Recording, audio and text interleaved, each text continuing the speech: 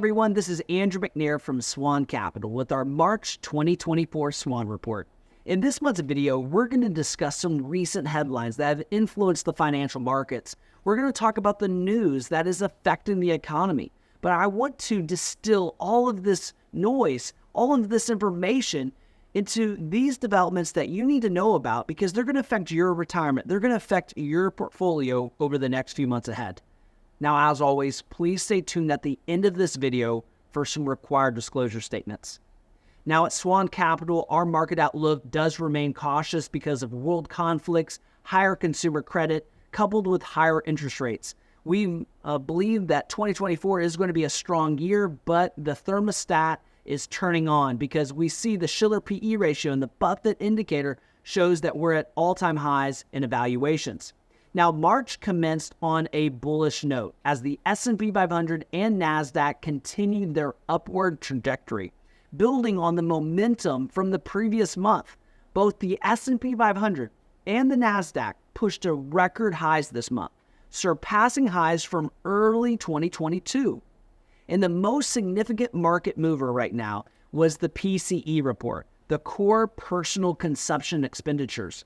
Core PCE measures what consumers spend in the past month if you minus out their food bill and their energy bill. And it's the same report that the Federal Reserve is taking a close look at, and it's their preferred gauge of inflation.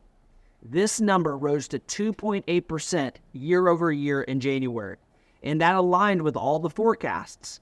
Now, overall, PCE fell to 2.4% that same month, down from 2.6% the month prior. Now, stocks have jumped following this report's release.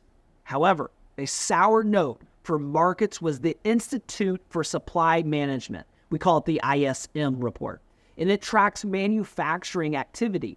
The number came in substantially below expectations, falling from its 18-month high of 49 in January down to 47.8 in February. Now, these readings above 50 indicate economic expansion, so you can see that this ISM report has gone down slowly. Still, the Fed seems unfazed and determined to stay on course. A barrage of Fed officials, 12 to be exact, took their respective podiums, delivering similar stay-the-course messages. And again, the market does not want to hear that. They want to see rate reductions. One area to watch this year is what's happening in the Red Sea, where attacks against cargo ships have caused shipping costs to rise over 150%. Now, we don't expect this to get out of order like it was during COVID, where the supply chain logistics were a complete nightmare. But if these production prices and shipping costs incur more and more expenses on top of the regular goods, we're going to see more inflation. And that will definitely be a factor for the Fed as they decide whether or not to cut rates in the second half of the year. Now, as the markets continue to soar, a different narrative is unfolding in the labor market. The latest report from the Labor Department paints a contrasting picture, revealing a 2-year high in the U.S. jobless rate, which unexpectedly has climbed from 3.7% to 3.9% in February. Also interesting to note is job openings took a dip in January, marking their lowest point in 3 months. Now, despite this decline, the job market remains resilient, with employers adding an impressive 275,000 jobs in February alone. That's outpacing the predictions by 75,000 new jobs. Now, a silver lining really does emerge as hourly earnings rise by 0.1% in February, providing a hopeful signal on the ongoing battle against inflation. The decrease in job openings may be attributed to a shift in worker behavior.